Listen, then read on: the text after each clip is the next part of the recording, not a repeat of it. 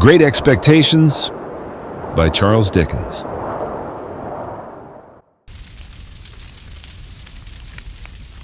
Chapter 53. It was a dark night, though the full moon rose as I left the enclosed lands and passed out upon the marshes. Beyond their dark line there was a ribbon of clear sky, hardly broad enough to hold the red large moon. In a few minutes she had ascended out of that clear field, in among the piled mountains of cloud. There was a melancholy wind, and the marshes were very dismal. A stranger would have found them insupportable, and even to me they were so oppressive that I hesitated, half inclined to go back. But I knew them well, and could have found my way on a far darker night, and had no excuse for returning, being there. So having come there against my inclination, I went on against it. The direction that I took was not that in which my old home lay, nor that in which we had pursued the convicts. My back was turned towards the distant hulks as I walked on, and though I could see the old lights away on the spits of sand, I saw them over my shoulder. I knew the lime kiln as well as I knew the old battery, but they were miles apart, so that if a light had been burning at each point that night, there would have been a long strip of the blank horizon between the two bright specks. At first I had to shut some gates after me, and now and then to stand still while the cattle that were lying in the banked-up pathway arose and blundered down among the grass and reeds. But after a little while, I seemed to have the whole flats to myself. It was another half hour before I drew near to the kiln. The lime was burning with a sluggish, stifling smell, but the fires were made up and left, and no workmen were visible. Hard by was a small stone quarry. It lay directly in my way, and had been worked that day, as I saw by the tools and barrows that were lying about. Coming up again to the marsh level out of this excavation, for the rude path lay through it, I saw a light in the old sluice house. I quickened my pace and knocked at the door with my hand.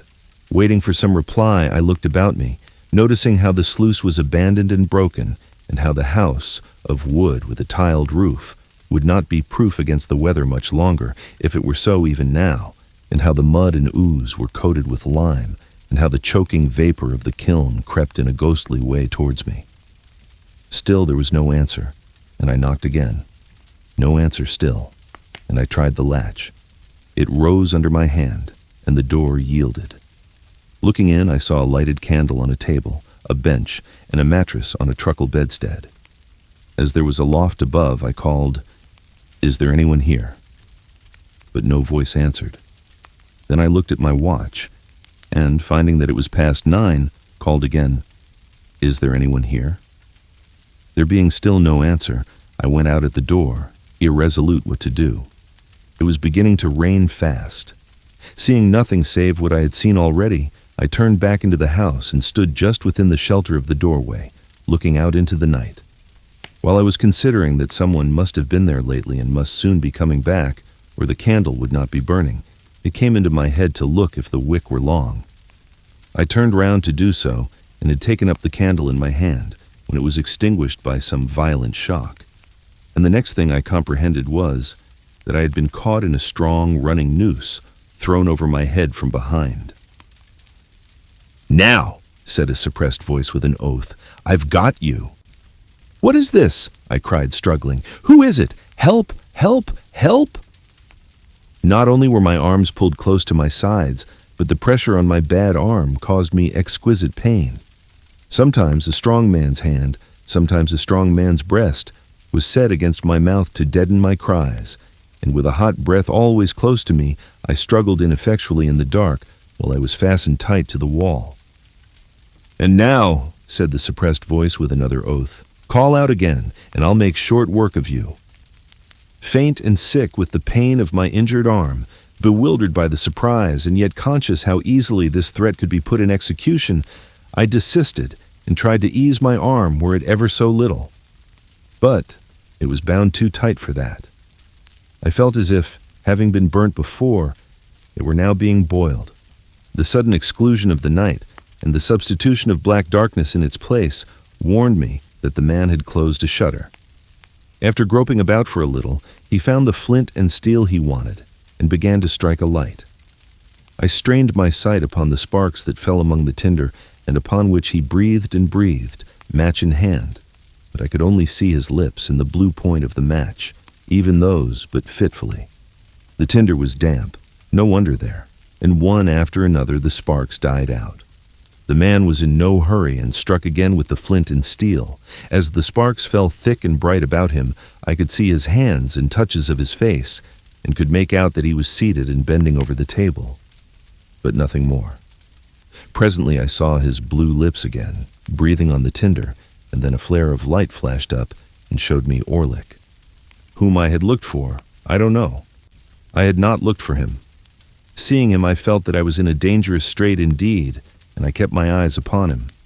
He lighted the candle from the flaring match with great deliberation, and dropped the match, and trod it out. Then he put the candle away from him on the table, so that he could see me, and sat with his arms folded on the table, and looked at me. I made out that I was fastened to a stout perpendicular ladder a few inches from the wall, a fixture there, the means of ascent to the loft above. "Now," said he, when we had surveyed one another for some time, "I've got you. Unbind me, let me go." "Ah," he returned, "I'll let you go. I'll let you go to the moon. I'll let you go to the stars, all in good time. Why have you lured me here?" "Don't you know?" said he, with a deadly look. "Why have you set upon me in the dark? Because I mean to do it all myself. One keeps a secret better than two. Oh, you enemy, you enemy."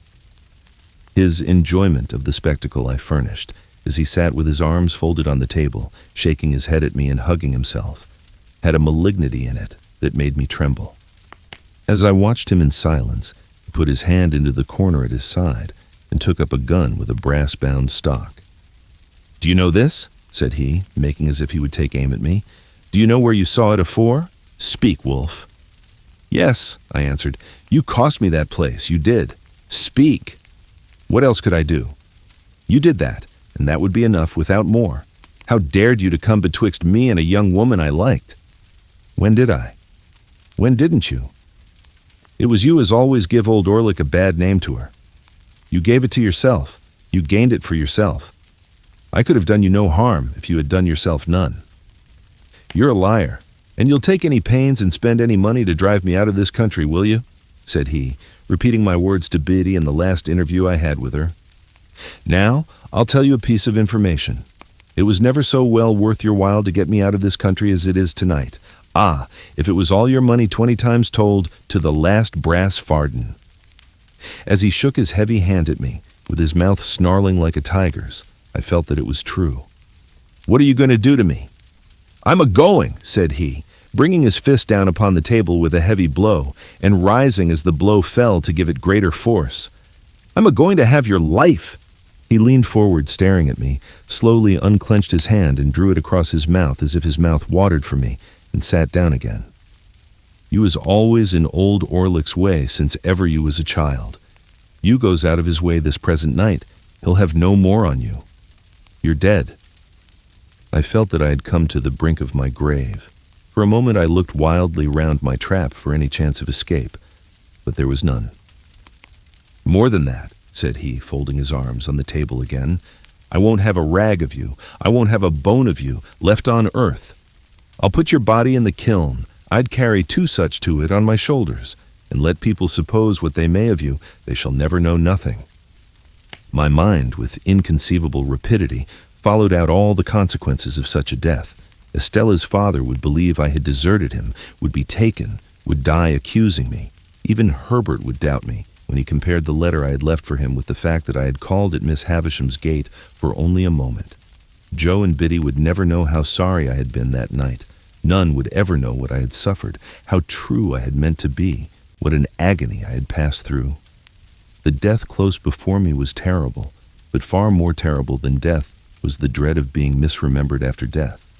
And so quick were my thoughts that I saw myself despised by unborn generations, Estella's children and their children, while the wretch's words were yet on his lips.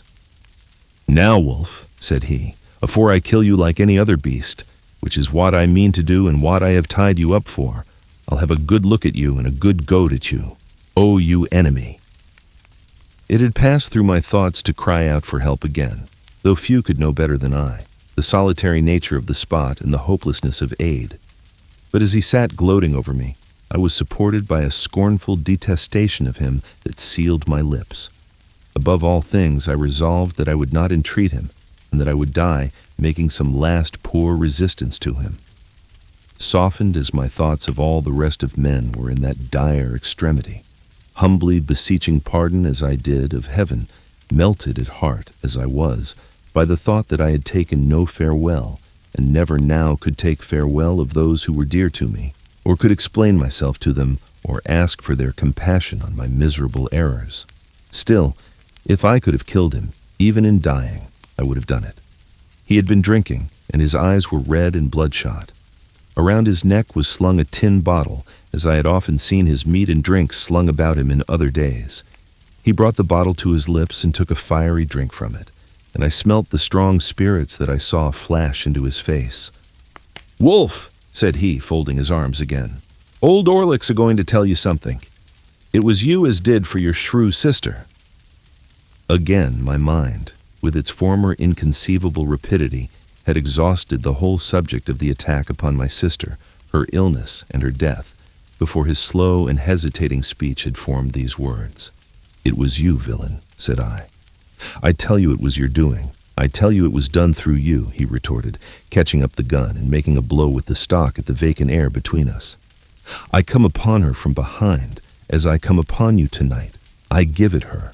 I left her for dead, and if there had been a lime kiln as nigh her as there is now nigh you, she shouldn't have come to life again. But it warn't old Orlick as did it. It was you. You was favored, and he was bullied and beat. Old Orlick bullied and beat, eh? Now you pays for it. You done it. Now you pays for it." He drank again and became more ferocious. I saw by his tilting of the bottle that there was no great quantity left in it. I distinctly understood that he was working himself up with its contents to make an end of me. I knew that every drop it held was a drop of my life. I knew that when I was changed into a part of the vapor that had crept towards me but a little while before, like my own warning ghost, he would do as he had done in my sister's case, make all haste to the town, and be seen slouching about there drinking at the alehouses. My rapid mind pursued him to the town, made a picture of the street with him in it, and contrasted its lights and life with the lonely marsh and the white vapor creeping over it, into which I should have dissolved. It was not only that I could have summed up years and years and years while he said a dozen words, but that what he did say presented pictures to me, and not mere words. In the excited and exalted state of my brain, I could not think of a place without seeing it, or of persons without seeing them. It is impossible to overstate the vividness of these images, and yet I was so intent all the time upon him himself, who would not be intent on the tiger crouching to spring, that I knew of the slightest action of his fingers. When he had drunk this second time, he rose from the bench on which he sat and pushed the table aside. Then he took up the candle, and shading it with his murderous hand so as to throw its light on me, stood before me, looking at me and enjoying the sight. "Wolf, I'll tell you something more. It was old Orlick as you tumbled over on your stairs that night. I saw the staircase with its extinguished lamps. I saw the shadows of the heavy stair rails, thrown by the watchman's lantern on the wall. I saw the rooms that I was never to see again. Here, a door half open. There, a door closed. All the articles of furniture around. And why was old Orlick there? I'll tell you something more, Wolf. You and her have pretty well hunted me out of this country, so far as getting a easy living in it goes, and I've took up with new companions and new masters. Some of 'em writes my letters when I wants 'em wrote. Do you mind? Writes my letters, Wolf. They writes 50 hands. They're not like sneaking you, as writes but one. I've had a firm mind and a firm will to have your life, since you was down here at your sister's burying. I han't seen a way to get you safe, and I've looked arter you to know your ins and outs. For, says old Orlick to himself, somehow or another I'll have him. What? When I looks for you, I finds your Uncle Provis, eh? Mill Pond Bank and Chinks's Basin and the old green copper rope walk, all so clear and plain. Provis in his rooms, the signal whose use was over, pretty Clara, the good motherly woman, old Bill Barley on his back, all drifting by, as on the swift stream of my life, fast running out to sea. You with a uncle, too. Why, I knowed you at Gargery's when you was so small a wolf that I could have took your weazen betwixt this finger and thumb and chucked you away dead, as I'd thoughts of doing, odd times when I see you loitering amongst the pollards on a Sunday. And you hadn't found no uncles then. No, not you. But when old Orlick come for to hear that your Uncle Provis had most like wore the leg iron wat old Orlick had picked up, filed asunder on these meshes ever so many year ago, and wat he kept by him till he dropped your sister with it, like a bullock, as he means to drop you, hey? When he come for to hear that, hey? In his savage taunting, he flared the candle so close at me that I turned my face aside to save it from the flame. Ah, he cried, laughing after doing it again. The burnt child dreads the fire. Old Orlick knowed you was burnt. Old Orlick knowed you was smuggling your Uncle Provis away. Old Orlick's a match for you and knowed you'd come tonight. Now I'll tell you something more, Wolf, and this ends it. There's them that's as good a match for your Uncle Provis as old Orlick has been for you. Let him wear them when he's lost his nevy. Let him wear them when no man can't find a rag of his dear relation's clothes, nor yet a bone of his body. There's them that can't and that won't have Magwitch, yes, I know the name, alive in the same land with them, and that's had such sure information of him when he was alive in another land, as that he couldn't and shouldn't leave it unbeknown and put them in danger. P'raps it's them that writes 50 hands, and that's not like sneaking you as rights, but one. Where Compayson, Magwitch, and the gallows. He flared the candle at me again, smoking my face and hair, and for an instant blinding me, and turned his powerful back as he replaced the light on the table. I had thought a prayer, and had been with Joe and Biddy and Herbert before he turned towards me again. There was a clear space of a few feet between the table and the opposite wall. Within this space, he now slouched backwards and forwards. His great strength seemed to sit stronger upon him than ever before, as he did this with his hands hanging loose and heavy at his sides, and with his eyes scowling at me. I had no grain of hope left, wild as my inward hurry was, and wonderful the force of the pictures that rushed by me instead of thoughts. I could yet clearly understand that, unless he had resolved that I was within a few moments of surely perishing out of all human knowledge, he would never have told me what he had told. Of a sudden he stopped, took the cork out of his bottle, and tossed it away. Light as it was, I heard it fall like a plummet. He swallowed slowly, tilting up the bottle by little and little, and now he looked at me no more. The last few drops of liquor he poured into the palm of his hand, and licked up.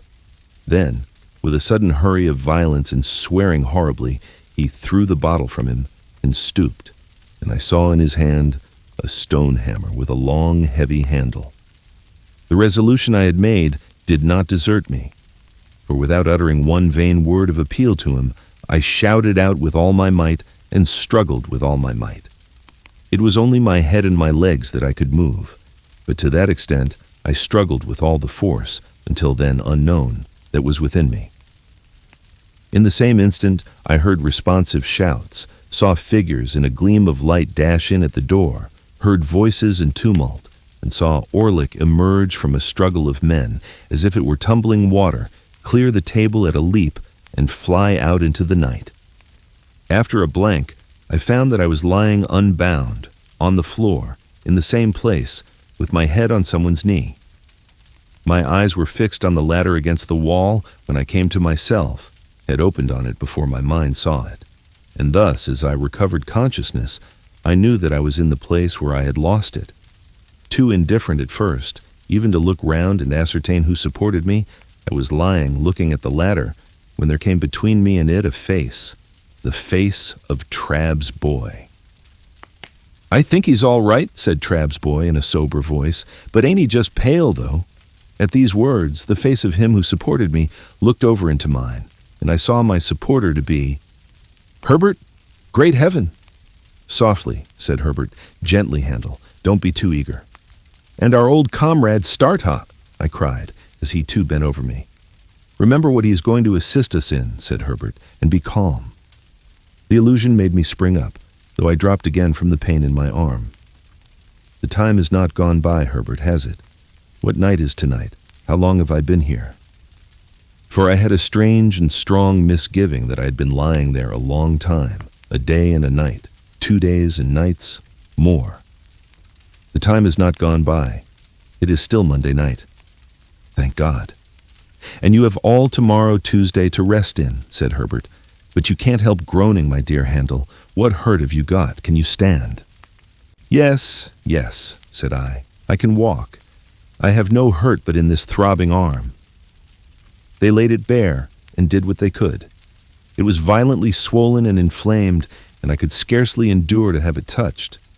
But they tore up their handkerchiefs to make fresh bandages and carefully replaced it in the sling until we could get to the town and obtain some cooling lotion to put upon it. In a little while we had shut the door of the dark and empty sluice house and were passing through the quarry on our way back. Trabb's boy, Trabb's overgrown young man now, went before us with a lantern, which was the light I had seen come in at the door.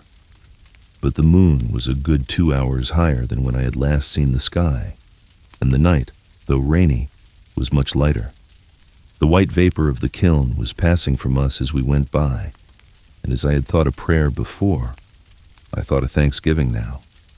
Entreating Herbert to tell me how he had come to my rescue, which at first he had flatly refused to do but had insisted on my remaining quiet, I learnt that I had in my hurry dropped the letter open in our chambers, where he, coming home to bring with him Startop, whom he had met in the street on his way to me, found it very soon after I was gone. Its tone made him uneasy, and the more so because of the inconsistency between it and the hasty letter I had left for him.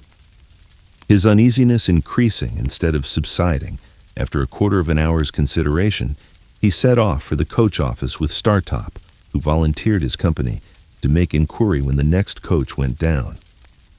Finding that the afternoon coach was gone, and finding that his uneasiness grew into positive alarm as obstacles came in his way, he resolved to follow in a post-chaise. So he and Startop arrived at the Blue Boar, fully expecting there to find me, or tidings of me. But, finding neither, went on to Miss Havisham's, where they lost me. Hereupon they went back to the hotel, doubtless at about the time when I was hearing the popular local version of my own story, to refresh themselves and to get someone to guide them out upon the marshes. Among the loungers under the Boar's archway happened to be Trabb's boy, true to his ancient habit of happening to be everywhere where he had no business, and Trabb's boy had seen me passing from Miss Havisham's in the direction of my dining place. Thus, Trabb's boy became their guide, and with him they went out to the sluice house, though by the town way to the marshes which I had avoided. Now, as they went along, Herbert reflected, that I might after all have been brought there on some genuine and serviceable errand tending to Provis's safety, and, bethinking himself that in that case interruption must be mischievous, left his guide and Startop on the edge of the quarry, and went on by himself, and stole round the house 2 or 3 times, endeavoring to ascertain whether all was right within. As he could hear nothing but indistinct sounds of one deep, rough voice, this was while my mind was so busy, he even at last began to doubt whether I was there, when suddenly I cried out loudly, and he answered the cries and rushed in, closely followed by the other 2. When I told Herbert what had passed within the house, he was for our immediately going before a magistrate in the town, late at night as it was, and getting out a warrant. But I had already considered that such a course, by detaining us there, or binding us to come back, might be fatal to Provis. There was no gainsaying this difficulty, and we relinquished all thoughts of pursuing Orlick at that time. For the present, under the circumstances, we deemed it prudent to make rather light of the matter to Trabb's boy, who, I am convinced, would have been much affected by disappointment if he had known that his intervention saved me from the lime kiln. Not that Trabb's boy was of a malignant nature, but that he had too much spare vivacity, and that it was in his constitution to want variety and excitement at anybody's expense. When we parted, I presented him with 2 guineas, which seemed to meet his views, and told him that I was sorry ever to have had an ill opinion of him, which made no impression on him at all. Wednesday being so close upon us, we determined to go back to London that night, 3 in the post-chaise, the rather as we should then be clear away before the night's adventure began to be talked of. Herbert got a large bottle of stuff for my arm, and by dint of having this stuff dropped over it all the night through, I was just able to bear its pain on the journey. It was daylight when we reached the temple, and I went at once to bed and lay in bed all day. My terror, as I lay there, of falling ill and being unfit for tomorrow was so besetting that I wonder it did not disable me of itself. It would have done so, pretty surely, in conjunction with the mental wear and tear I had suffered, but for the unnatural strain upon me that tomorrow was, so anxiously looked forward to, charged with such consequences, its results so impenetrably hidden, though so near. No precaution could have been more obvious than our refraining from communication with him that day, yet this again increased my restlessness. I started at every footstep and every sound, believing that he was discovered and taken, and this was the messenger to tell me so. I persuaded myself that I knew he was taken, that there was something more upon my mind than a fear or a presentiment, that the fact had occurred, and I had a mysterious knowledge of it. As the days wore on and no ill news came, as the day closed in and darkness fell, my overshadowing dread of being disabled by illness before tomorrow morning altogether mastered me. My burning arm throbbed and my burning head throbbed, and I fancied I was beginning to wander. I counted up to high numbers to make sure of myself and repeated passages that I knew in prose and verse. It happened sometimes that in the mere escape of a fatigued mind, I dozed for some moments or forgot. Then I would say to myself with a start, "Now it has come, and I am turning delirious." They kept me very quiet all day, and kept my arm constantly dressed, and gave me cooling drinks. Whenever I fell asleep, I awoke with the notion I had had in the sluice house that a long time had elapsed, and the opportunity to save him was gone. About midnight I got out of bed and went to Herbert with the conviction that I had been asleep for 24 hours, and that Wednesday was past. It was the last self-exhausting effort of my fretfulness, for after that I slept soundly. Wednesday morning was dawning when I looked out of window. The winking lights upon the bridges were already pale. The coming sun was like a marsh of fire on the horizon. The river, still dark and mysterious, was spanned by bridges that were turning coldly gray, with here and there, at top, a warm touch from the burning in the sky. As I looked along the clustered roofs, with church towers and spires shooting into the unusually clear air, the sun rose up, and a veil seemed to be drawn from the river, and millions of sparkles burst out upon its waters. From me, too, a veil seemed to be drawn, and I felt strong and well. Herbert lay asleep in his bed, and our old fellow student lay asleep on the sofa. I could not dress myself without help, but I made up the fire, which was still burning, and got some coffee ready for them. In good time, they too started up strong and well, and we admitted the sharp morning air at the windows and looked at the tide that was still flowing towards us. "When it turns at 9 o'clock, said Herbert cheerfully, "look out for us and stand ready, you over there at Mill Pond Bank." Chapter 54. It was one of those March days when the sun shines hot and the wind blows cold, when it is summer in the light and winter in the shade. We had our pea coats with us, and I took a bag. Of all my worldly possessions, I took no more than the few necessaries that filled the bag. Where I might go, what I might do, or when I might return, were questions utterly unknown to me, nor did I vex my mind with them, for it was wholly set on Provis's safety. I only wondered for the passing moment, as I stopped at the door and looked back, under what altered circumstances I should next see those rooms, if ever. We loitered down to the temple stairs and stood loitering there, as if we were not quite decided to go upon the water at all. Of course, I had taken care that the boat should be ready and everything in order. After a little show of indecision, which there were none to see but the 2 or 3 amphibious creatures belonging to our temple stairs, we went on board and cast off. Herbert in the bow, I steering. It was then about high water, 8:30. Our plan was this: the tide beginning to run down at 9, and being with us until 3, we intended still to creep on after it had turned, and row against it until dark. We should then be well in those long reaches below Gravesend, between Kent and Essex, where the river is broad and solitary, where the waterside inhabitants are very few, and where lone public houses are scattered here and there, of which we could choose one for a resting place. There, we meant to lie by all night. The steamer for Hamburg and the steamer for Rotterdam would start from London at about 9 on Thursday morning. We should know at what time to expect them, according to where we were, and would hail the first, so that, if by any accident we were not taken abroad, we should have another chance. We knew the distinguishing marks of each vessel. The relief of being at last engaged in the execution of the purpose was so great to me that I felt it difficult to realize the condition in which I had been a few hours before. The crisp air, the sunlight, the movement on the river, and the moving river itself, the road that ran with us, seeming to sympathize with us, animate us, and encourage us on, freshened me with new hope. I felt mortified to be of so little use in the boat, but there were few better oarsmen than my two friends, and they rowed with a steady stroke that was to last all day. At that time, the steam traffic on the Thames was far below its present extent, and watermen's boats were far more numerous.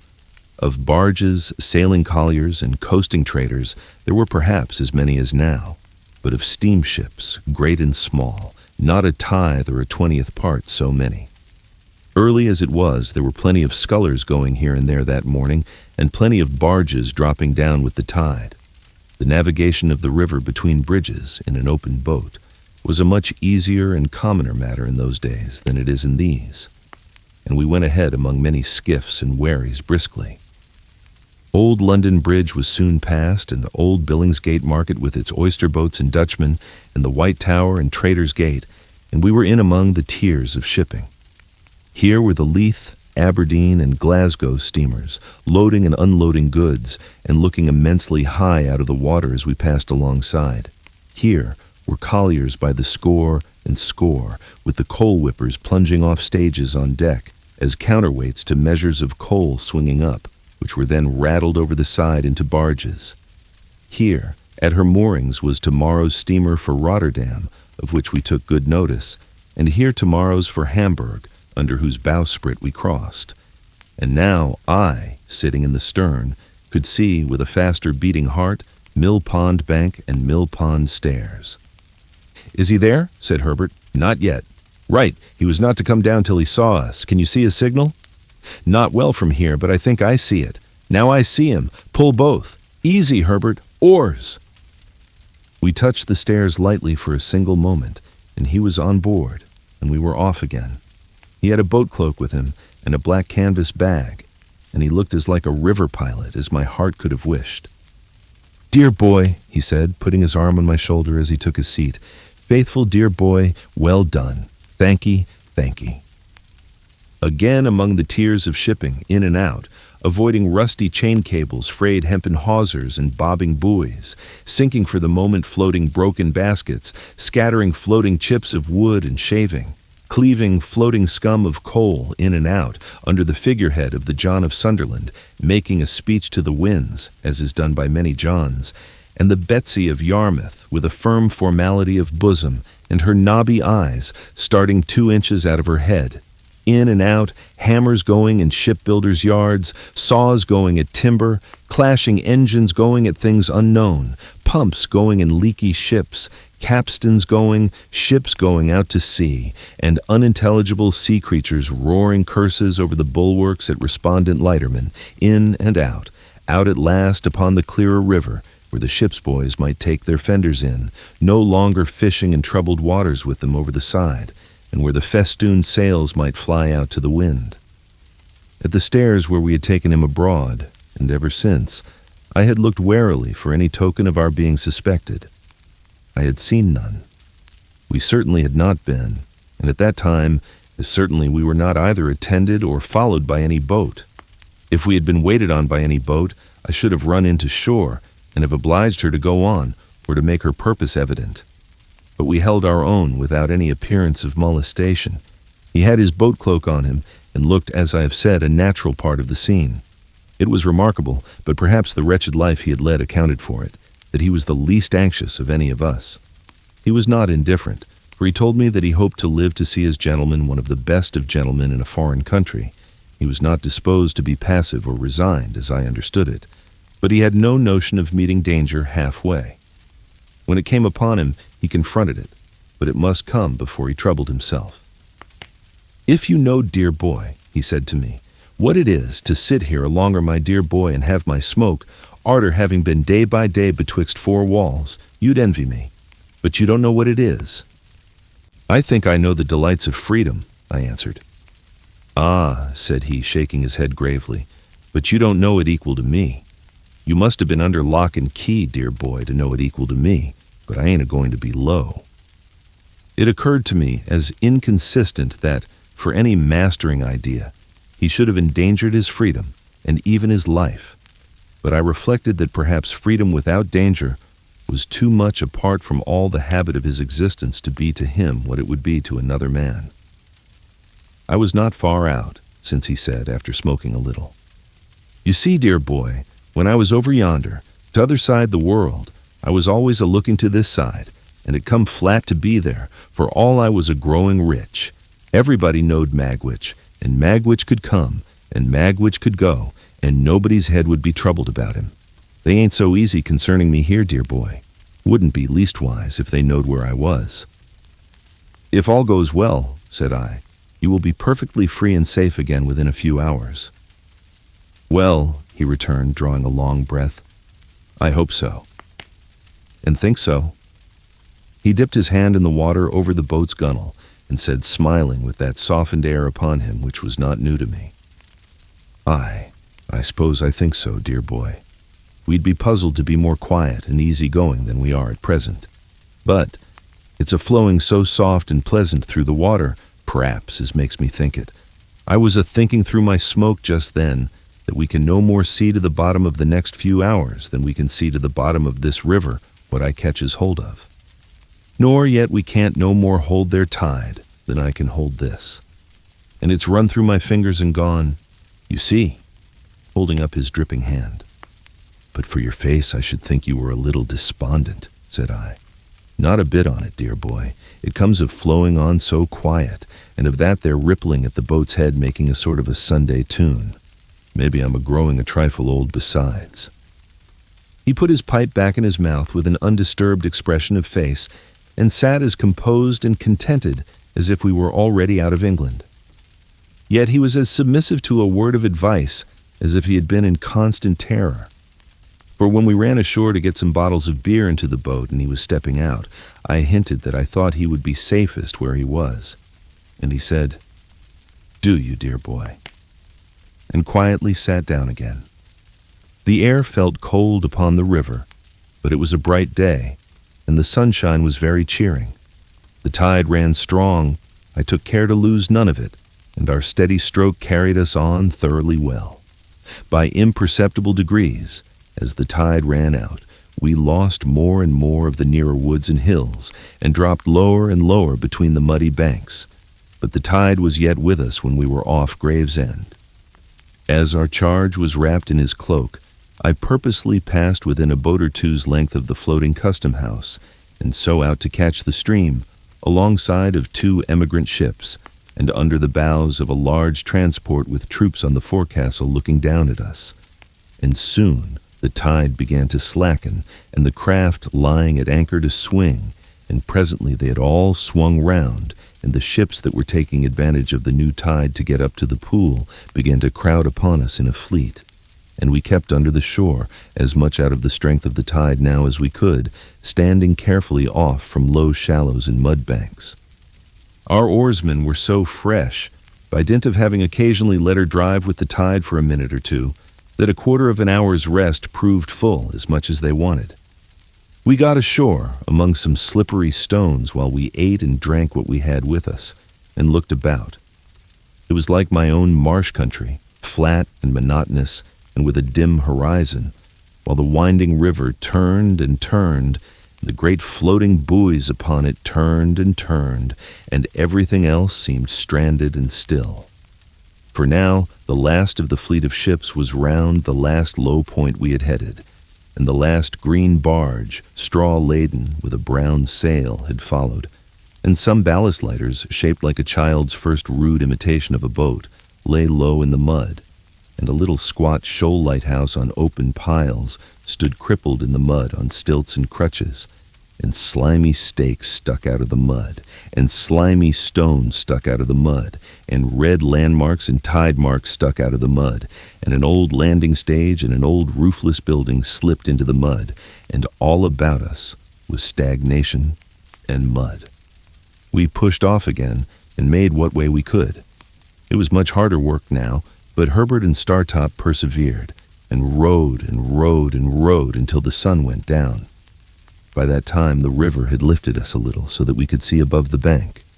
There was the red sun on the low level of the shore, in a purple haze, fast deepening into black, and there was the solitary flat marsh, and far away there were the rising grounds, between which and us there seemed to be no life, save here and there in the foreground a melancholy gull.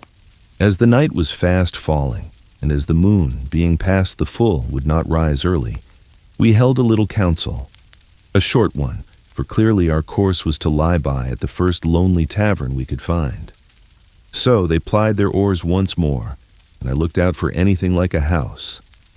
Thus we held on, speaking little, for 4 or 5 dull miles. It was very cold, and a collier coming by us, with her galley fire smoking and flaring, looked like a comfortable home. The night was as dark by this time as it would be until morning, and what light we had seemed to come more from the river than the sky, as the oars in their dipping struck at a few reflected stars. At this dismal time we were evidently all possessed by the idea that we were followed. As the tide made, it flapped heavily at irregular intervals against the shore, and whenever such a sound came, one or other of us was sure to start and look in that direction. Here and there, the set of the current had worn down the bank into a little creek, and we were all suspicious of such places and eyed them nervously. Sometimes, "What was that ripple?" one of us would say in a low voice, or another, "Is that a boat yonder?" And afterwards we would fall into a dead silence, and I would sit impatiently thinking with what an unusual amount of noise the oars worked in the thowels. At length we descried a light and a roof, and presently afterwards ran alongside a little causeway made of stones that had been picked up hard by. Leaving the rest in the boat, I stepped ashore and found the light to be in a window of a public house. It was a dirty place enough, and I dare say not unknown to smuggling adventurers, but there was a good fire in the kitchen, and there were eggs and bacon to eat, and various liquors to drink. Also, there were 2 double-bedded rooms, such as they were, the landlord said. No other company was in the house than the landlord, his wife, and a grizzled male creature, the Jack of the little causeway, who was as slimy and smeary as if he had been low-water mark too.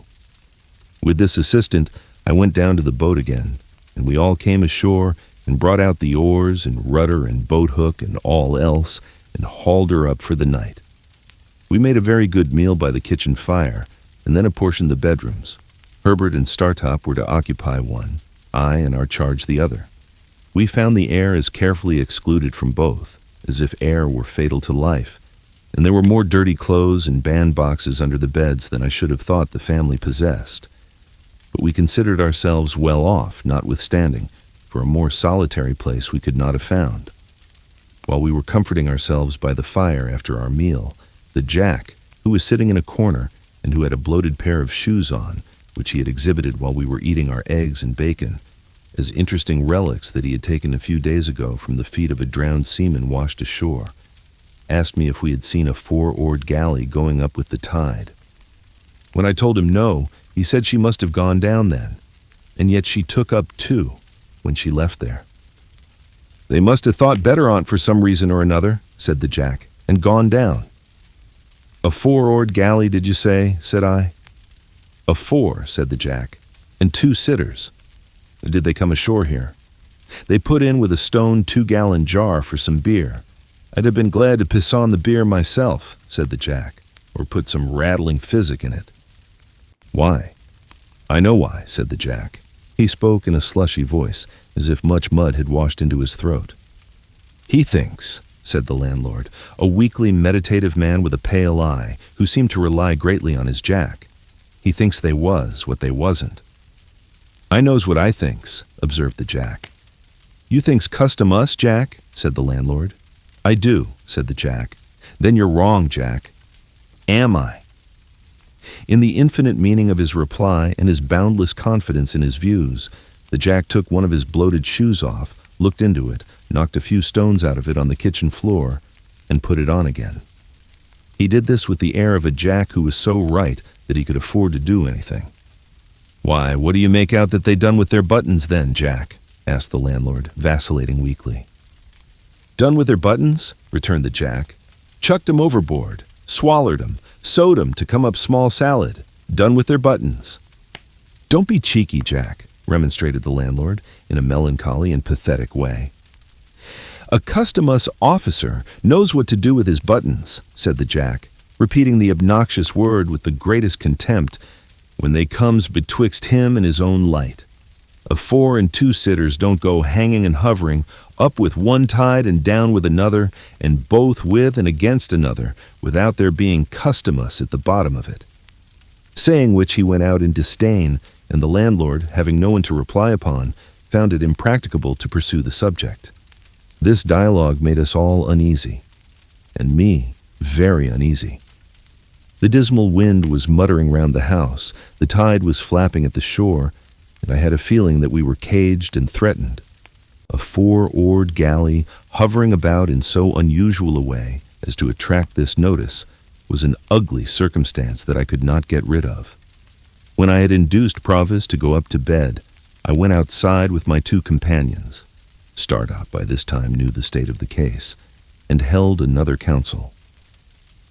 Whether we should remain at the house until near the steamer's time, which would be about 1 in the afternoon, or whether we should put off early in the morning, was the question we discussed. On the whole, we deemed it the better course to lie where we were until within an hour or so of the steamer's time, and then to get out in her track and drift easily with the tide. Having settled to do this, we returned into the house and went to bed. I laid down with the greater part of my clothes on and slept well for a few hours. When I awoke, the wind had risen, and the sign of the house, the ship, was creaking and banging about, with noises that startled me.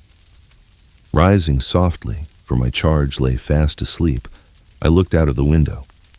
It commanded the causeway where we had hauled up our boat, and as my eyes adapted themselves to the light of the clouded moon, I saw 2 men looking into her. They passed by under the window, looking at nothing else, and they did not go down to the landing place which I could discern to be empty, but struck across the marsh in the direction of the Nore. My first impulse was to call up Herbert and show him the 2 men going away, but reflecting before I got into his room, which was at the back of the house and adjoined mine, that he and Startop had had a harder day than I and were fatigued, I forbore. Going back to my window, I could see the 2 men moving over the marsh. In that light, however, I soon lost them, and feeling very cold, lay down to think of the matter, and fell asleep again. We were up early. As we walked to and fro, all 4 together before breakfast, I deemed it right to recount what I had seen. Again, our charge was the least anxious of the party. It was very likely that the men belonged to the custom house, he said quietly, and that they had no thought of us. I tried to persuade myself that it was so, as, indeed, it might easily be. However, I proposed that he and I should walk away together to a distant point we could see, and that the boat should take us aboard there, or as near there as might prove feasible, at about noon. This being considered a good precaution, soon after breakfast, he and I set forth, without saying anything at the tavern. He smoked his pipe as we went along, and sometimes stopped to clap me on the shoulder. One would have supposed that it was I who was in danger, not he, and that he was reassuring me. We spoke very little. As we approached the point, I begged him to remain in a sheltered place, while I went on to reconnoiter, for it was towards it that the men had passed in the night. He complied, and I went on alone. There was no boat off the point, nor any boat drawn up anywhere near it, nor were there any signs of the men having embarked there. but to be sure, the tide was high, and there might have been some footprints under water. When he looked out from his shelter in the distance and saw that I waved my hat to him to come up, he rejoined me, and there we waited, sometimes lying on the bank, wrapped in our coats, and sometimes moving about to warm ourselves until we saw our boat coming round. We got aboard easily and rowed out into the track of the steamer. By that time it wanted but 10 minutes of 1 o'clock, and we began to look out for her smoke. But it was 1:30 before we saw her smoke, and soon afterwards we saw behind it the smoke of another steamer. As they were coming on at full speed, we got the 2 bags ready and took that opportunity of saying goodbye to Herbert and Startop. We had all shaken hands cordially, and neither Herbert's eyes nor mine were quite dry when I saw a 4-oared galley shoot out from under the bank but a little way ahead of us and row out into the same track. A stretch of shore had been as yet between us and the steamer's smoke by reason of the bend and wind of the river, but now she was visible, coming head on. I called to Herbert and Startop to keep before the tide, that she might see us lying by for her, and I adjured Provis to sit quite still, wrapped in his cloak. He answered cheerily, "Trust to me, dear boy," and sat like a statue. Meantime, the galley, which was very skillfully handled, had crossed us, let us come up with her, and fallen alongside. Leaving just room enough for the play of the oars, she kept alongside, drifting when we drifted, and pulling a stroke or two when we pulled. Of the 2 sitters, one held the rudder lines and looked at us attentively, as did all the rowers. The other sitter was wrapped up much as Provis was, and seemed to shrink and whisper some instruction to the steerer as he looked at us. Not a word was spoken in either boat. Startup could make out, after a few minutes, which steamer was first, and gave me the word Hamburg in a low voice as we sat face to face. She was nearing us very fast, and the beating of her pedals grew louder and louder. I felt as if her shadow were absolutely upon us when the galley hailed us. I answered. "You have a return transport there," said the man who held the lines. "That's the man, wrapped in the cloak. His name is Abel Magwitch, otherwise Provis. I apprehend that man, and call upon him to surrender, and you to assist." At the same moment, without giving any audible direction to his crew, he ran the galley abroad of us. They had pulled one sudden stroke ahead, had got their oars in, had run athwart us, and were holding on to our gunwale before we knew what they were doing. This caused great confusion on board the steamer, and I heard them calling to us, and heard the order given to stop the paddles, and heard them stop, but felt her driving down upon us irresistibly. In the same moment, I saw the steersman of the galley lay his hand on his prisoner's shoulder, and saw that both boats were swinging round with the force of the tide, and saw that all hands on board the steamer were running forward quite frantically. Still, in the same moment, I saw the prisoner start up, lean across his captor, and pull the cloak from the neck of the shrinking cedar in the galley. Still, in the same moment, I saw that the face disclosed was the face of the other convict of long ago. Still, in the same moment, I saw the face tilt backward with a white terror on it that I shall never forget, and heard a great cry on board the steamer and a loud splash in the water, and felt the boat sink from under me. It was but for an instant that I seemed to struggle with 1,000 mill weirs and 1,000 flashes of light. That instant past, I was taken on board the galley. Herbert was there, and Startop was there. But our boat was gone, and the 2 convicts were gone. What with the cries aboard the steamer, and the furious blowing off of her steam, and her driving on, and our driving on, I could not at first distinguish sky from water or shore from shore, but the crew of the galley righted her with great speed, and pulling certain swift, strong strokes ahead, lay upon their oars, every man looking silently and eagerly at the water astern. Presently, a dark object was seen in it, bearing towards us on the tide. No man spoke, but the steersman held up his hand, and all softly backed water, and kept the boat straight and true before it. As it came nearer, I saw it to be Magwitch, swimming, but not swimming freely. He was taken on board, and instantly manacled at the wrists and ankles. The galley was kept steady, and the silent, eager lookout at the water was resumed. But the Rotterdam steamer now came up, and apparently not understanding what had happened, came on at speed. By the time she'd been hailed and stopped, both steamers were drifting away from us, and we were rising and falling in a troubled wake of water. The lookout was kept long after all was still again, and the two steamers were gone, but everybody knew that it was hopeless now.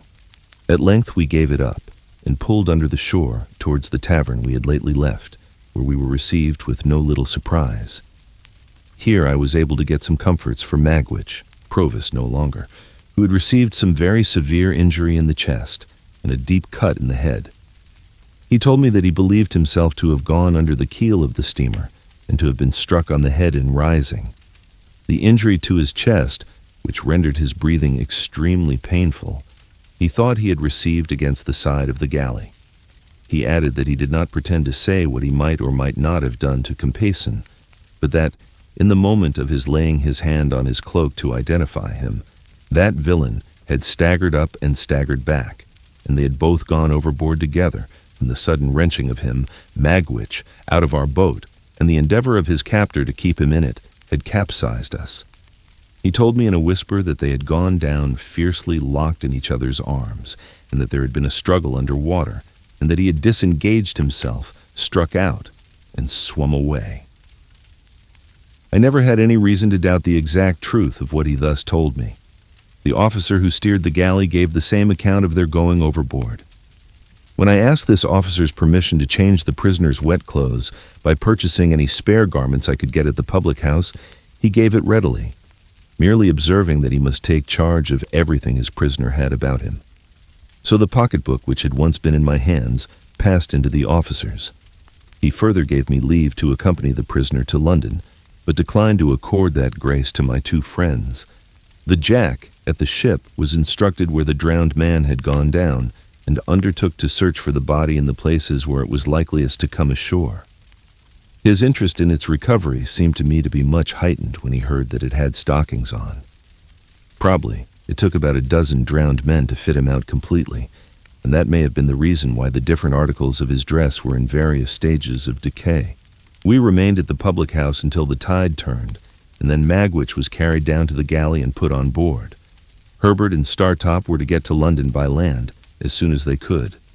We had a doleful parting, and when I took my place by Magwitch's side, I felt that that was my place henceforth while he lived. For now my repugnance to him had all melted away, and in the hunted, wounded, shackled creature who held my hand in his, I only saw a man who had meant to be my benefactor, and who had felt affectionately, gratefully, and generously towards me with great constancy through a series of years. I only saw in him a much better man than I had been to Joe. His breathing became more difficult and painful as the night drew on, and often he could not repress a groan. I tried to rest him on the arm I could use, in any easy position, but it was dreadful to think that I could not be sorry at heart for his being badly hurt, since it was unquestionably best that he should die. That there were, still living, people enough who were able and willing to identify him, I could not doubt. That he would be leniently treated, I could not hope. He who had been presented in the worst light at his trial, who had since broken prison and had been tried again, who had returned from transportation under a life sentence, and who had occasioned the death of the man who was the cause of his arrest. As we returned towards the setting sun, we had yesterday left behind us, and as the stream of our hopes seemed all running back, I told him how grieved I was to think that he had come home for my sake. "Dear boy," he answered, "I'm quite content to take my chance. I've seen my boy, and he can be a gentleman without me." No, I had thought about that while we had been there side by side. No. Apart from any inclinations of my own, I understood Wemmick's hint now. I foresaw that being convicted, his possessions would be forfeited to the crown. "Looky here, dear boy," said he, "it's best as a gentleman should not be knowed to belong to me now. Only come to see me as if you come by chance alonger Wemmick. Sit where I can see you when I am swore to for the last of many times, and I don't ask no more." "I will never stir from your side," said I, "when I am suffered to be near you. Please God, I will be as true to you as you have been to me." I felt his hand tremble as it held mine, and he turned his face away as he lay in the bottom of the boat, and I heard that old sound in his throat, softened now, like all the rest of him. It was a good thing that he had touched this point, for it put into my mind what I might not otherwise have thought of until too late, that he need never know how his hopes of enriching me had perished. Chapter 55. He was taken to the police court next day, and would have been immediately committed for trial, but that it was necessary to send down for an old officer of the prison ship from which he had once escaped to speak to his identity. Nobody doubted it, but Compeyson, who had meant to depose to it, was tumbling on the tides, dead, and it happened that there was not at that time any prison officer in London who could give the required evidence. I had gone direct to Mr. Jaggers at his private house on my arrival overnight to retain his assistance, and Mr. Jaggers on the prisoner's behalf would admit nothing. It was the sole resource, for he told me that the case must be over in 5 minutes when the witness was there, and that no power on earth could prevent its going against us. I imparted to Mr. Jaggers my design of keeping him in ignorance of the fate of his wealth. Mr. Jaggers was querulous and angry with me for having let it slip through my fingers, and said we must memorialize by and by, and try at all events for some of it.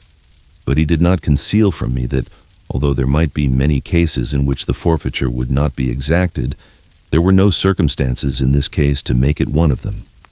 I understood that very well. I was not related to the outlaw, or connected with him by any recognizable tie. He had put his hand to no writing or settlement in my favor before his apprehension, and to do so now would be idle. I had no claim, and I finally resolved, and ever afterwards abided by the resolution, that my heart should never be sickened with the hopeless task of attempting to establish one.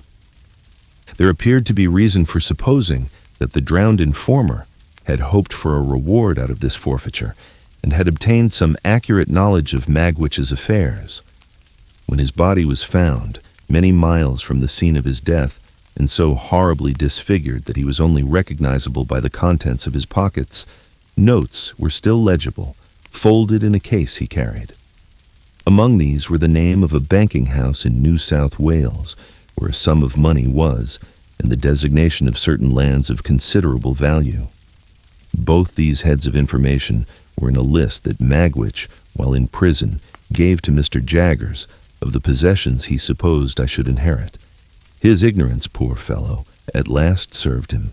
He never mistrusted, but that my inheritance was quite safe, with Mr. Jaggers's aid. After 3 days' delay, during which the Crown prosecution stood over for the production of the witness from the prison ship, the witness came and completed the easy case. He was committed to take his trial at the next sessions, which would come on in a month. It was at this dark time of my life that Herbert returned home one evening, a good deal cast down, and said, "My dear Handel, I fear I shall soon have to leave you." His partner having prepared me for that, I was less surprised than he thought. "We shall lose a fine opportunity if I put off going to Cairo, and I am very much afraid I must go, Handel, when you most need me." "Herbert, I shall always need you because I shall always love you, but my need is no greater now than at another time. You will be so lonely." "I have not leisure to think of that," said I. "You know that I am always with him to the full extent of the time allowed, and that I should be with him all day long if I could. And when I come away from him, you know that my thoughts are with him." The dreadful condition to which he was brought was so appalling to both of us that we could not refer to it in plainer words. "My dear fellow," said Herbert, "let the near prospect of our separation, for it is very near, be my justification for troubling you about yourself. Have you thought of your future?" "No, for I have been afraid to think of any future. But yours cannot be dismissed. Indeed, my dear Handel, it must not be dismissed. I wish you would enter on it now, as far as a few friendly words go with me." "I will," said I. "In this branch house of ours, Handel, we must have a—" I saw that his delicacy was avoiding the right word, so I said, "a clerk." "A clerk, and I hope it is not at all unlikely that he may expand, as a clerk of your acquaintance has expanded, into a partner. Now, Handel, in short, my dear boy, will you come to me?" There was something charmingly cordial and engaging in the manner in which, after saying, "Now, Handel," as if it were the grave beginning of a portentous business exordium, he had suddenly given up that tone, stretched out his honest hand, and spoken like a schoolboy. "Clara and I have talked about it again and again," Herbert pursued, "and the dear little thing begged me only this evening, with tears in her eyes, to say to you that, if you will live with us when we come together, she will do her best to make you happy and to convince her husband's friend that he is her friend too. We should get on so well, Handel." I thanked her heartily, and I thanked him heartily, but said I could not yet make sure of joining him as he so kindly offered. Firstly, my mind was too preoccupied to be able to take in the subject clearly. Secondly, yes. Secondly, there was a vague something lingering in my thoughts that will come out very near the end of this slight narrative. But if you thought, Herbert, that you could, without doing any injury to your business, leave the question open for a little while. "For any while," cried Herbert. 6 months, a year." "Not so long as that," said I. 2 or 3 months at most." Herbert was highly delighted when we shook hands on this arrangement and said he could. Now take courage to tell me that he believed he must go away at the end of the week. "And Clara," said I. "The dear little thing," returned Herbert, "holds dutifully to her father as long as he lasts, but he won't last long. Mrs. Wimple confides to me that he is certainly going." "Not to say an unfeeling thing," said I. "He cannot do better than go." "I am afraid that must be admitted," said Herbert, "and then I shall come back for the dear little thing, and the dear little thing, and I will walk quietly into the nearest church. Remember? The blessed darling comes of no family, my dear Handel, and never looked into the red book, and hasn't a notion about her grandpapa. What a fortune for the son of my mother." On the Saturday in that same week, I took my leave of Herbert, full of bright hope but sad and sorry to leave me, as he sat on one of the seaport mail coaches. I went into a coffee house to write a little note to Clara, telling her he had gone off, sending his love to her over and over again, and then went to my lonely home, if it deserved the name, for it was now no home to me, and I had no home anywhere. On the stairs, I encountered Wemmick, who was coming down, after an unsuccessful application of his knuckles to my door. I had not seen him alone since the disastrous issue of the attempted flight, and he had come, in his private and personal capacity, to say a few words of explanation in reference to that failure. "The late Compeyson," said Wemmick, "had by little and little got at the bottom of half of the regular business now transacted, and it was from the talk of some of his people in trouble, some of his people being always in trouble, that I heard what I did. I kept my ears open, seeming to have them shut until I heard that he was absent, and I thought that would be the best time for making the attempt. I can only suppose now that it was a part of his policy, as a very clever man, habitually to deceive his own instruments. You don't blame me, I hope, Mr. Pip. I'm sure I tried to serve you with all my heart." "I am as sure of that, Wemmick, as you can be, and I thank you most earnestly for all your interest and friendship." Thank you very much. It's a bad job," said Wemmick, scratching his head, "and I assure you I haven't been so cut up for a long time. What I look at is the sacrifice of so much portable property. Dear me.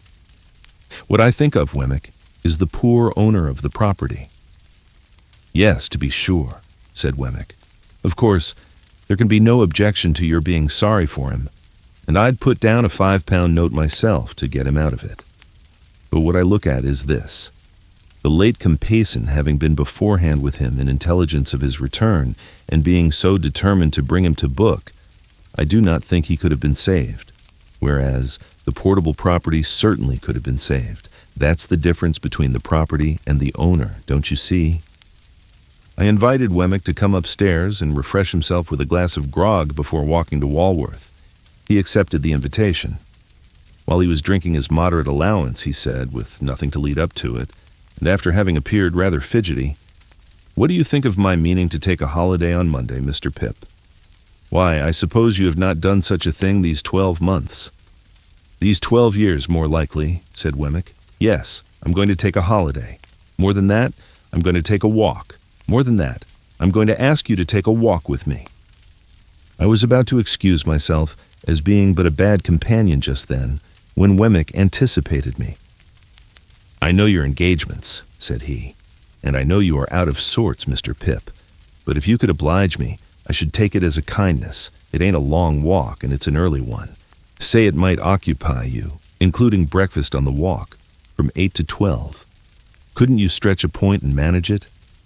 He had done so much for me at various times that this was very little to do for him. I said I could manage it, would manage it, and he was so very much pleased by my acquiescence that I was pleased too. At his particular request, I appointed a call for him at the castle at 8:30 on Monday morning, and so we parted for the time. Punctual to my appointment, I rang at the castle gate on the Monday morning and was received by Wemmick himself, who struck me as looking tighter than usual and having a sleeker hat on. Within, there were 2 glasses of rum and milk prepared, and 2 biscuits. The aged must have been stirring with the lark, for, glancing into the perspective of his bedroom, I observed that his bed was empty. When we had fortified ourselves with the rum and milk and biscuits, and were going out for the walk with that training preparation on us, I was considerably surprised to see Wemmick take up a fishing rod and put it over his shoulder. "Why, we are not going fishing," said I. "No," returned Wemmick, "but I like to walk with one." I thought this odd. However, I said nothing, and we set off. We went towards Camberwell Green, and when we were thereabouts, Wemmick said suddenly, "Hullo! Here's a church!" There was nothing very surprising in that, but again, I was rather surprised when he said, as if he were animated by a brilliant idea, "Let's go in." We went in, Wemmick leaving his fishing rod in the porch, and looked all round. In the meantime, Wemmick was diving into his coat pockets and getting something out of paper there. "Hello," said he. "Here's a couple of pair of gloves. Let's put 'em on." As the gloves were white kid gloves, and as the post office was widened to its utmost extent, I now began to have my strong suspicions. They were strengthened into certainty when I beheld the aged enter at a side door, escorting a lady. "Hello," said Wemmick. "Here's Miss Skiffins. Let's have a wedding." That discreet damsel was attired as usual, except that she was now engaged in substituting for her green kid gloves a pair of white. The aged was likewise occupied in preparing a similar sacrifice for the altar of Hymen. The old gentleman, however, experienced so much difficulty in getting his gloves on that Wemmick found it necessary to put him with his back against a pillar and then to get behind the pillar himself and pull away at them, while I for my part held the old gentleman round the waist that he might present an equal and safe resistance. By dint of this ingenious scheme, his gloves were got on to perfection. The clerk and clergyman then appearing, we were ranged in order at those fatal rails. True to his notion of seeming to do it all without preparation, I heard Wemmick say to himself, as he took something out of his waistcoat pocket before the service began, "Hello, here's a ring." I acted in the capacity of backer, or best man, to the bridegroom, while a little limp pew-opener in a soft bonnet like a baby's made a feint of being the bosom friend of Miss Skiffins. The responsibility of giving the lady away devolved upon the aged, which led to the clergyman's being unintentionally scandalized, and it happened thus. When he said, "Who giveth this woman to be married to this man?" the old gentleman, not in the least knowing what point of the ceremony we had arrived at, stood most amiably beaming at the 10 Commandments, upon which the clergyman said again, "Who giveth this woman to be married to this man?" The old gentleman being still in a state of most estimable unconsciousness, the bridegroom cried out in his accustomed voice, "Now, aged P, you know, who giveth?" To which the aged replied with great briskness, before saying that he gave, "All right, John, all right, my boy." And the clergyman came to so gloomy a pause upon it that I had doubts for the moment whether we should get completely married that day. It was completely done, however, and when we were going out of church, Wemmick took the cover off the font and put his white gloves in it, and put the cover on again. Mrs. Wemmick, more heedful of the future, put her white gloves in her pocket and assumed her green. "Now, Mr. Pip," said Wemmick, triumphantly shouldering the fishing rod as we came out, "let me ask you whether anybody would suppose this to be a wedding party." Breakfast had been ordered at a pleasant little tavern, a mile or so away upon the rising ground beyond the green, and there was a bagatelle board in the room, in case we should desire to unbend our minds after the solemnity. It was pleasant to observe that Mrs. Wemmick no longer unwound Wemmick's arm when it adapted itself to her figure, but sat in a high-backed chair against the wall like a violoncello in its case, and submitted to be embraced as that melodious instrument might have done. We had an excellent breakfast, and when anyone declined anything on table, Wemmick said, "Provided by contract, you know. Don't be afraid of it." I drank to the new couple, drank to the aged, drank to the castle, saluted the bride at parting, and made myself as agreeable as I could. Wemmick came down to the door with me, and I again shook hands with him and wished him joy. "Thank'ee," said Wemmick, rubbing his hands. "She's such a manager of fowls, you have no idea. You shall have some eggs, and judge for yourself. I say, Mr. Pip," calling me back and speaking low, "this is altogether a Walworth sentiment, please." "I understand. Not to be mentioned in Little Britain," said I. Wemmick nodded. "After what you let out the other day, Mr. Jaggers may as well not know of it. He might think my brain was softening, or something of the kind." Chapter 56. He lay in prison very ill during the whole interval between his committal for trial and the coming round of the sessions. He had broken 2 ribs, they had wounded one of his lungs, and he breathed with great pain and difficulty, which increased daily. It was a consequence of his hurt that he spoke so low as to be scarcely audible. Therefore he spoke very little. But he was ever ready to listen to me, and it became the first duty of my life to say to him and read to him what I knew he ought to hear. Being far too ill to remain in the common prison, he was removed, after the first day or so, into the infirmary. This gave me opportunities of being with him that I could not otherwise have had. And but for his illness, he would have been put in irons, for he was regarded as a determined prison breaker, and I know not what else. Although I saw him every day, it was for only a short time. Hence, the regularly recurring spaces of our separation were long enough to record on his face any slight changes that occurred in his physical state. I do not recollect that I once saw any change in it for the better. He wasted and became slowly weaker and worse, day by day, from the day when the prison door closed upon him. The kind of submission or resignation that he showed was that of a man who was tired out. I sometimes derived an impression from his manner or from a whispered word or two which escaped him, that he pondered over the question whether he might have been a better man under better circumstances. But he never justified himself by a hint tending that way, or tried to bend the past out of its eternal shape. It happened on 2 or 3 occasions in my presence that his desperate reputation was alluded to by one or other of the people in attendance on him. A smile crossed his face then, and he turned his eyes on me with a trustful look, as if he were confident that I had seen some small redeeming touch in him, even so long ago as when I was a little child. As to all the rest, he was humble and contrite, and I never knew him complain. When the sessions came round, Mr. Jaggers caused an application to be made for the postponement of his trial until the following sessions. It was obviously made with the assurance that he could not live so long, and was refused. The trial came on at once, and when he was put to the bar, he was seated in a chair. No objection was made to my getting close to the dock, on the outside of it, and holding the hand that he stretched forth to me. The trial was very short and very clear. Such things as could be said for him were said, how he had taken to industrious habits and had thriven lawfully and reputably. But nothing could unsay the fact that he had returned and was there in presence of the judge and jury. It was impossible to try him for that and do otherwise than find him guilty. At that time, it was the custom, as I learnt from my terrible experience of that sessions, to devote a concluding day to the passing of sentences and to make a finishing effect with the sentence of death. But for the indelible picture that my remembrance now holds before me, I could scarcely believe, even as I write these words, that I saw 32 men and women put before the judge to receive that sentence together. Foremost among the 32 was he, seated, that he might get breath enough to keep life in him.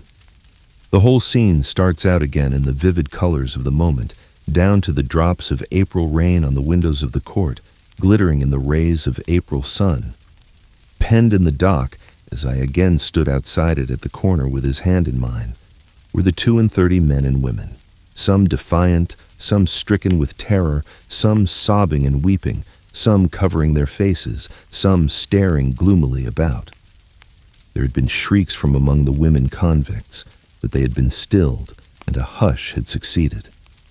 The sheriffs with their great chains and nosegays, other civic gewgaws and monsters, criers, ushers, a great gallery full of people, a large theatrical audience, looked on as the 32 and the judge were solemnly confronted.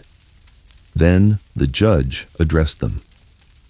Among the wretched creatures before him, whom he must single out for special address, was one who almost from his infancy had been an offender against the laws, who, after repeated imprisonments and punishments, had been at length sentenced to exile for a term of years, and who, under circumstances of great violence and daring, had made his escape and been resentenced to exile for life. That miserable man would seem for a time to have become convinced of his errors when far removed from the scenes of his old offenses, and to have lived a peaceable and honest life. But in a fatal moment, yielding to those propensities and passions, the indulgence of which had so long rendered him a scourge to society, he had quitted his haven of rest and repentance, and had come back to the country where he was proscribed. Being here presently denounced, he had for a time succeeded in evading the officers of justice, but being at length seized while in the act of flight, he had resisted them, and had, he best knew whether by express design or in the blindness of his hardihood, caused the death of his denouncer, to whom his whole career was known. The appointed punishment for his return to the land that had cast him out, being death, and his case being this aggravated case, he must prepare himself to die. The sun was striking in at the great windows of the court through the glittering drops of rain upon the glass, and it made a broad shaft of light between the 32 and the judge, linking both together, and perhaps reminding some among the audience how both were passing on with absolute equality to the greater judgment that knoweth all things and cannot err. Rising for a moment, a distinct speck of face in this way of light, the prisoner said, "My lord, I have received my sentence of death from the Almighty, but I bow to yours," and sat down again. There was some hushing, and the judge went on with what he had to say to the rest. Then they were all formally doomed, and some of them were supported out, and some of them sauntered out with a haggard look of bravery, and a few nodded to the gallery, and 2 or 3 shook hands, and others went out chewing the fragments of herb they had taken from the sweet herbs lying about. He went last of all, because of having to be helped from his chair, and to go very slowly, and he held my hand while all the others were removed, and while the audience got up, putting their dresses right as they might at church or elsewhere, and pointed down at this criminal or at that, and most of all at him and me. I earnestly hoped and prayed that he might die before the recorder's report was made, but in the dread of his lingering on, I began that night to write out a petition to the Home Secretary of State, setting forth my knowledge of him and how it was that he had come back for my sake. I wrote it as fervently and pathetically as I could, and when I had finished it and sent it in, I wrote out other petitions to such men in authority as I hoped were the most merciful, and drew up one to the Crown itself. For several days and nights after he was sentenced, I took no rest except when I fell asleep in my chair, but was wholly absorbed in these appeals. And after I had sent them in, I could not keep away from the places where they were, but felt as if they were more hopeful and less desperate when I was near them. In this unreasonable restlessness and pain of mind, I would roam the streets of an evening, wandering by those offices and houses where I had left the petitions. To the present hour, the weary western streets of London on a cold, dusty spring night, with their ranges of stern, shut-up mansions and their long rows of lamps, are melancholy to me from this association. The daily visits I could make him were shortened now, and he was more strictly kept. Seeing, or fancying, that I was suspected of an intention of carrying poison to him, I asked to be searched before I sat down at his bedside, and told the officer who was always there that I was willing to do anything that would assure him of the singleness of my designs. Nobody was hard with him or with me. There was duty to be done, and it was done, but not harshly. The officer always gave me the assurance that he was worse, and some other sick prisoners in the room, and some other prisoners who attended on them as sick nurses, malefactors, but not incapable of kindness, God be thanked, always joined in the same report. As the days went on, I noticed more and more that he would lie placidly looking at the white ceiling, with an absence of light in his face, until some word of mine brightened it for an instant, and then it would subside again. Sometimes he was almost or quite unable to speak. Then he would answer me with slight pressures on my hand, and I grew to understand his meaning very well. The number of the days had risen to 10, when I saw a greater change in him than I had seen yet.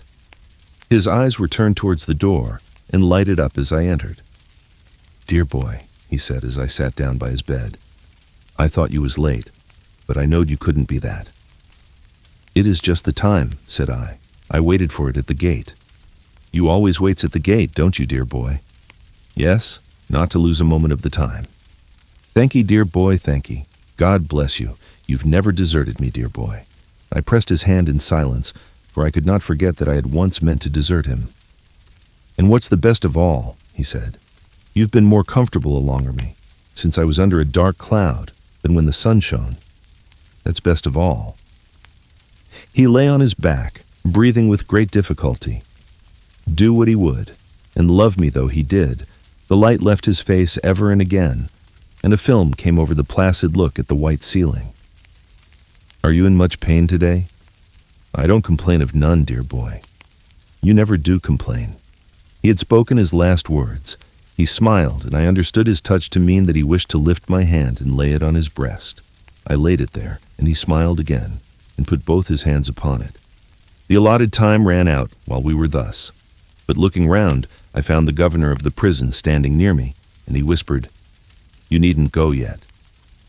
I thanked him gratefully, and asked, "Might I speak to him if he can hear me?" The governor stepped aside and beckoned the officer away.